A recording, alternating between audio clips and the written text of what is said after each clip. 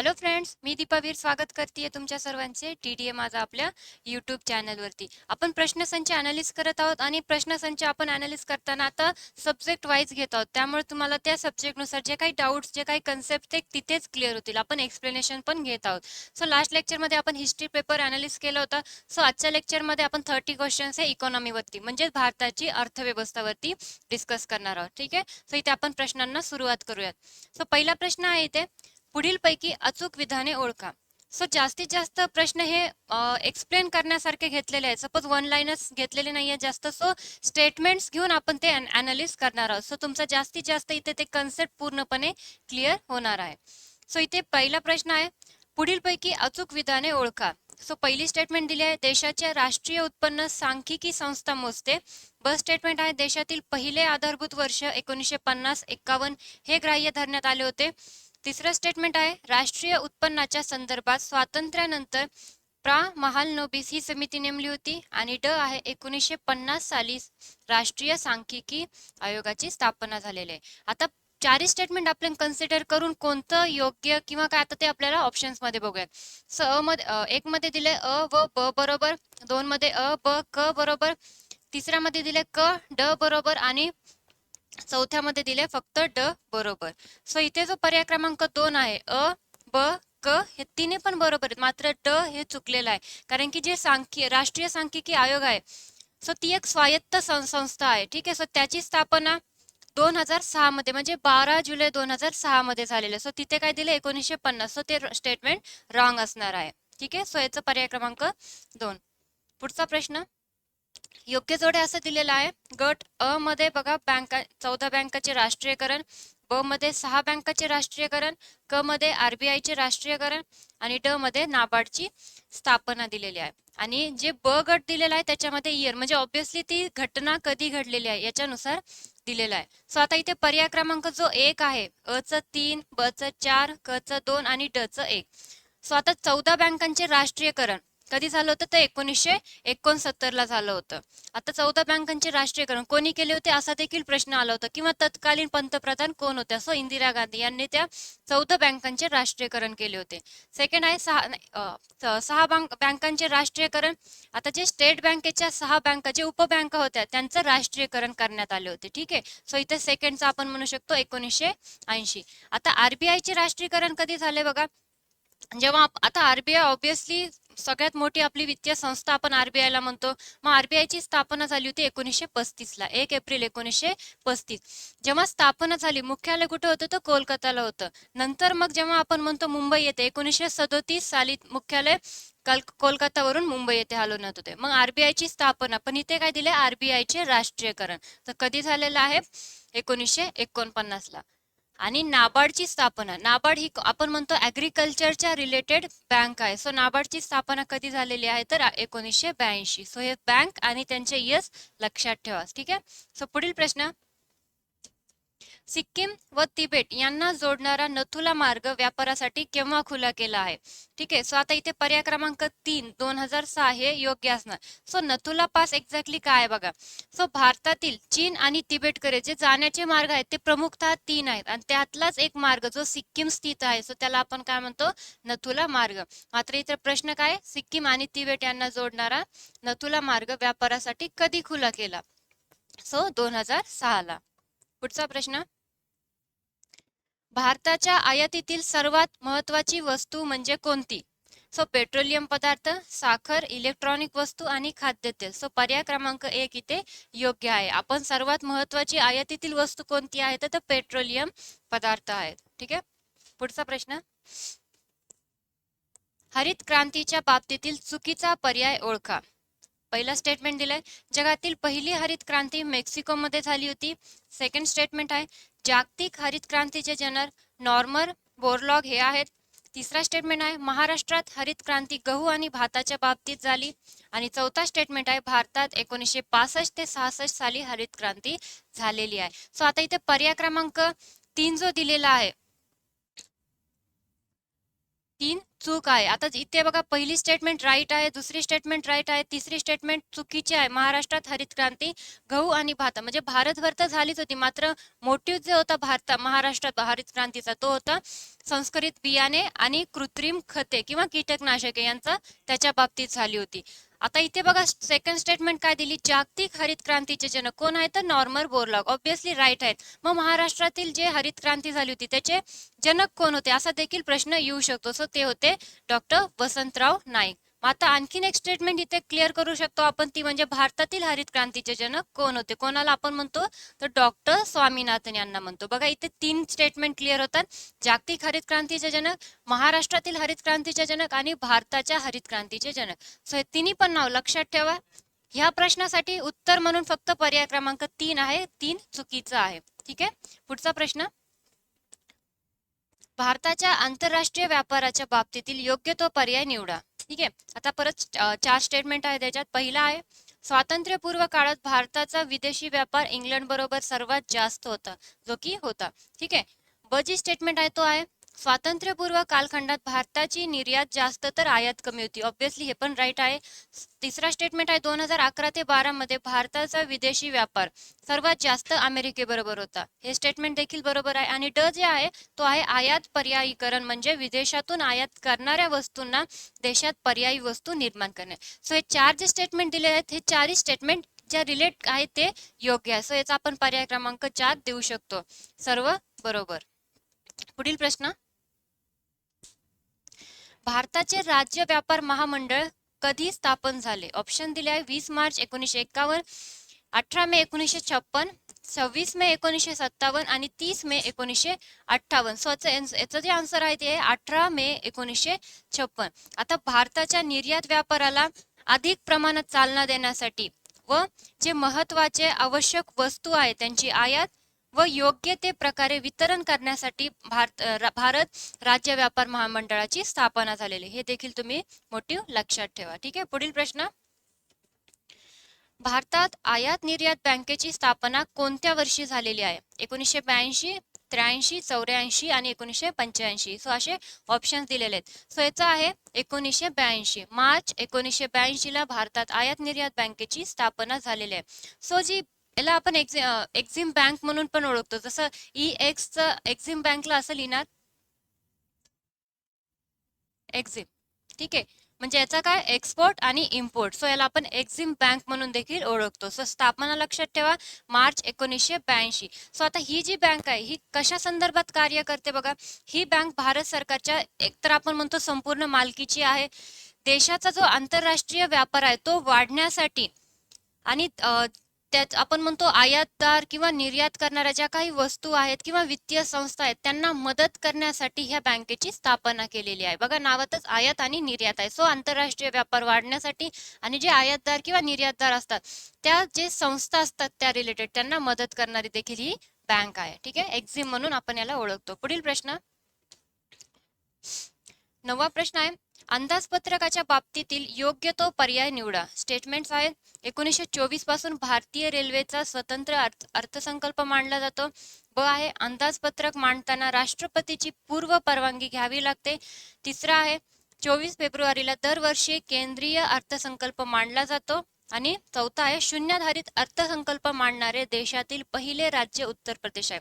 So याचा answer बघा, आता जे अ, ब आणि क आहे ते योग्य आहे. इथे जो ड ऑप्शन आहे तो चुकीचा आहे. आता आपल्याला छोट्या छोट्या गोष्टी पण माहित पाहिजे. त्या टॉपिक वरती बघा 4 स्टेटमेंट आणि त्याच्यातला एक कसा चुकलेला आहे बघा, चौथा जो दिलाय शून्याधारित अर्थसंकल्प मांडणारे देशातील पहिले राज्य उत्तर प्रदेश. सो हे स्टेटमेंट चुकलेलं आहे. पहिला राज्य कोणतं होतं तर मणिपूर होतं. सो आपण आता इथे उत्तर देऊ शकतो अ, ब, क बरोबर, मात्र ड चुकीचं आहे. ठीक आहे, पुढील प्रश्न,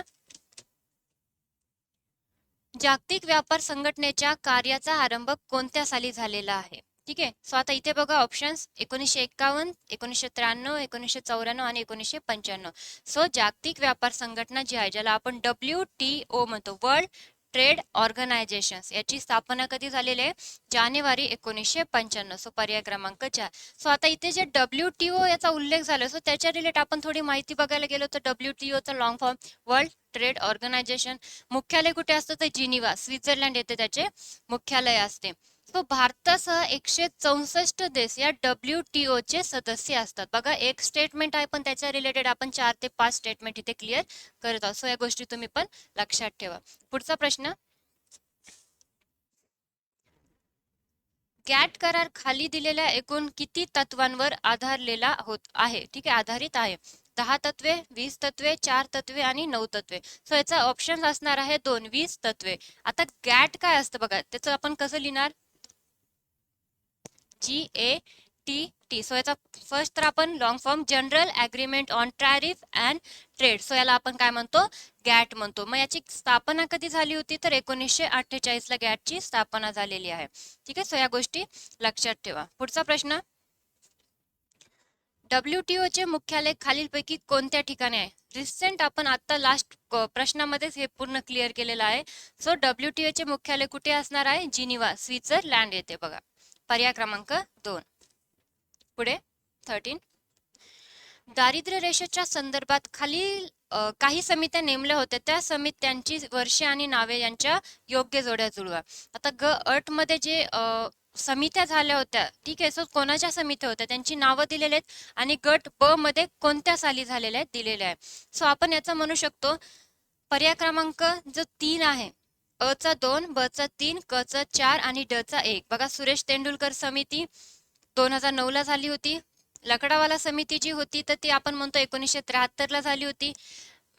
म दांडेकरची समिती होती ती 1983 ला झाली होती आणि SR हशीम जी समिती होती ती 2011. सो ऑब्विसली स्टुडंट आता तुम्हाला ह्या रिलेटेड जर माहित नसेल, सो आपले जेव्हा इकॉनॉमिक्सचे लेक्चर होतील तर हे जे समित्या आहे जे दारिद्र्य रेषेच्या खालीलच्या समित्याच्या रिलेटेड मानले होते, सो तुम्हाला ती प्रत्येक समिती एक्झॅक्टली काय होती, का मांडली गेली किंवा तिचा इम्पॅक्ट काय होता हे आपल्याला इकॉनॉमिक्सच्या जेव्हा लेक्चर्स होतील तेव्हा तुम्हाला ती कन्सेप्ट क्लिअर होऊन जाईल. ओके, सो पुढील प्रश्न, कोणत्या पंचवार्षिक योजनेदरम्यान व्यवहार तोल अनुकूल होता? 6व्या, 5व्या, 3ऱ्या आणि 4थ्या. सो आता पंचवार्षिक योजना आपण जेव्हा सुरू करू आपण इकॉनॉमिक्स भारतीय अर्थव्यवस्था तेव्हा हे सगळं क्लिअर करणार आहोत. पण इथे आता प्रश्न असा आहे की व्यवहार तोल अनुकूल कोणत्या पंचवार्षिक योजनेत होता? सो आन्सर असणार आहे त्याचं सेकंड म्हणजे 5व्या पंचवार्षिक योजनेत. ठीक आहे, पुढील प्रश्न, कशाला कागदी सोने म्हणतात? असा प्रश्न आहे. So GDR, SDR, petro dollar आणि युरो डॉलर. सो कागदी सोने म्हणजे पेपर गोल्ड कशाला म्हणतात तर SDR ला म्हणतात. त्याचं लॉंग फॉर्म असतं स्पेशल ड्रॉइंग राईट्स. ठीक आहे, SDR लक्षात ठेवा. पेपर गोल्ड कशाला म्हणतात तर. ठीक आहे, पुढील प्रश्न, चलनाच्या अवमूल्यनामुळे काय होते? सो आयात वाढते, निर्यात वाढते, बेरोजगारी वाढते किंवा दोन राष्ट्रांमधील विश्वास वाढतो. सो चलनाच्या अवमूल्यनामुळे लक्षात ठेवा की निर्यात वाढते. ठीक आहे, पर्याय क्रमांक 2. 17वा,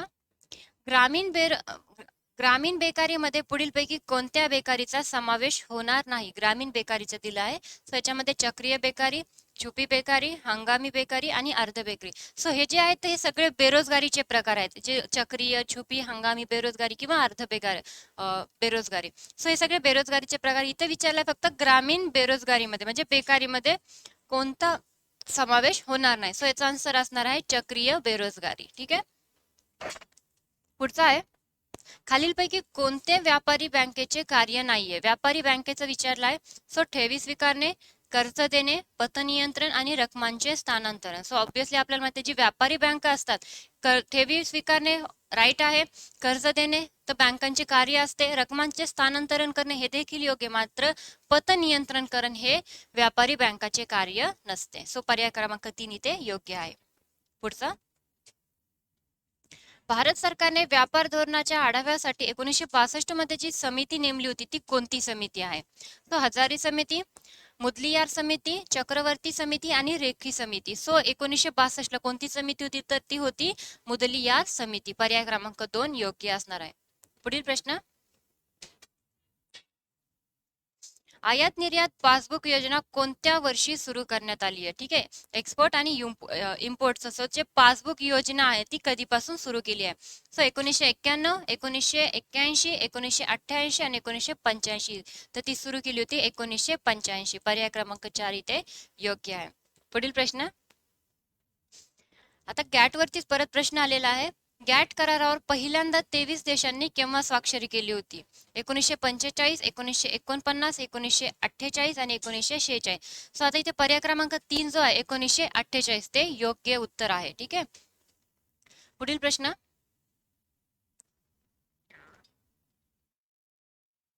आयात निर्यात पासबुक योजना कोणत्या पंचवार्षिक योजनेने सुरू झाली आहे? बघा, आयात निर्यात जी आपण आता जी पासबुक योजना बघितली आहे, सो याच्यावरती आणखीन प्रश्न की ती कोणत्या पंचवार्षिक योजनेने सुरू झालेली आहे? सो याचा आन्सर आहे 7वी योजनाने. आता इयर लक्षात ठेवलं होतं आपण 1985. सो तेव्हा कोणती पंचवार्षिक योजना सुरू होती? तर 7वी. म्हणजे असं आपण क्लिक करून पण उत्तर देऊ शकतो. एक तर मग पूर्ण पंचवार्षिक योजना माहित पाहिजेत आणि मग त्या पंचवार्षिक योजनामध्ये कोणकोणत्या गोष्टी घडलेल्या आहेत याचं पूर्ण डिटेल माहित असेल तर असे आन्सर तुम्ही करू शकता. ठीक आहे. पर्याय क्रमांक 3 योग्य आहे. पुढील प्रश्न.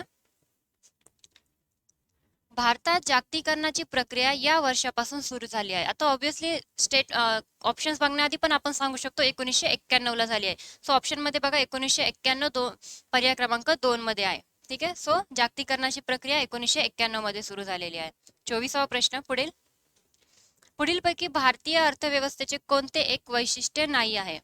सो दरडोई, अत्यल्प उत्पन्न, भांडवलाची कमतरता, उच्च दर्जाचे मनुष्यबळ आणि तांत्रिक मागासलेला खाली. ओके. पर्याय क्रमांक 4 इथे अर्धाच आहे, पण इथे उत्तर जे आहे तर त्याचा आहे पर्याय क्रमांक 3, उच्च दर्जाचे मनुष्यबळ. हे वैशिष्ट्य नव्हते आपल्या भारतीय अर्थव्यवस्थेचे. ठीक आहे. सो पुढील प्रश्न.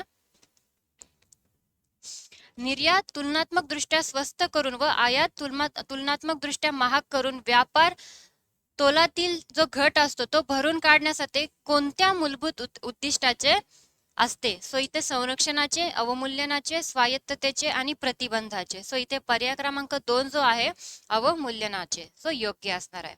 पुढचा. फेरा म्हणजे काय? ठीक आहे. असं लॉंग फॉर्म विचारलेला आहे. आता याचं पण तुम्हाला डिटेल सगळं माहित हवं. सो याचं जे लॉंग फॉर्म विचारलेलं आहे सो त्याचा आन्सर असणार आहे पर्याय क्रमांक 1, फॉरेन एक्सचेंज रेग्युलेशन ऍक्ट. ठीक आहे. सो कधीपासून? 1973 पासून फेरा सुरू झालेला आहे. सो ते देखील लक्षात ठेवा कोणता ऍक्ट आहे आणि कधीपासून सुरू झालेला आहे. 27वा प्रश्न आहे. 12 एप्रिल 1985 रोजी खालीलपैकी कोणी आयात निर्यात धोरण जाहीर केले? व्ही.पी. सिंग, शंकरराव चव्हाण, शरद पवार आणि नथू दंडवते. सो पर्याय क्रमांक 1 जो आहे पी.व्ही. सिंग यांनी आयात निर्यात धोरण सुरू. बघा, आपण आयात आणि निर्यात त्याच्यावरती 4 ते 5 क्वेश्चन इथे रिलेट केलेले आहे. सो ते पूर्णपणे लक्षात ठेवा. पुढील प्रश्न. देशाच्या सीमेबाहेर होणाऱ्या व्यापाराला काय म्हणतात? ठीक आहे. म्हणजे भारताची जी बाउंड्री त्याच्या बाहेर जे व्यापार होतो त्याला आपण काय म्हणतो? विदेशी व्यापार म्हणतो. सो पर्यायमध्ये बघा अंतर्गत व्यापार, वाणिज्य, विदेशी व्यापार आणि सेवा. सो पर्याय क्रमांक 3 योग्य असणार आहे ते विदेशी व्यापार. पुढचा. कोणत्या बंदरातून कापसाची सर्वाधिक निर्यात होते? ठीक आहे. आता इथे मुंबई, कोलकाता, पणजी आणि चेन्नई दिले. सो कोणता बंदर आहे जिथून कापसाची निर्यात जास्त होते? तर ते आहे मुंबई बंदर. तिथून सगळ्यात जास्त कापसाची निर्यात केली जाते. ठीक आहे. आणि लास्ट वन. भारताच्या आयातीत कोणता वस्तुसमूह हा एकमेव सर्वात मोठा व महत्वाचा वस्तुसमूह आहे? सो तेलबिया, कच्चे खनिज व तेल, पेट्रोलियम पदार्थ, तिसरा आहे डाळी आणि चौथा आहे पाम तेल. सो आपले जे आयात होत आहे जास्तीत जास्त सो तो कोणता गट आहे त्याला आपण म्हणतो खनिज तेल आणि पेट्रोलजन्य पदार्थ. ठीक आहे. सो ह्या गोष्टी आता इथे लक्षात ठेवा. सो इकॉनॉमीचे पण जे लेक्चर्स असतील डिटेल टॉपिक वाईज आणि कन्सेप्ट वाईज ते लवकरात लवकर सुरू होतील. सो तुम्ही इथे फक्त स्ट्रक्चर बघून घ्या की एक्झाम्स मध्ये प्रश्न कशा पद्धतीने विचारले जातात. आता जे आज आपण एक्सप्लेन केलेत किंवा जे लेंदी असतात एक्सप्लेनेशन साठी सो त्याच्यावरती आपले लेक्चर्स लवकरात लवकर होते. त्यासाठी चॅनलला सबस्क्राईब करा आणि जास्तीत जास्त ज्यांना गरज आहे, ज्या स्टुडंट्सना गरज आहे त्यांच्यापर्यंत शेअर करा. ठीक आहे. थँक्यू.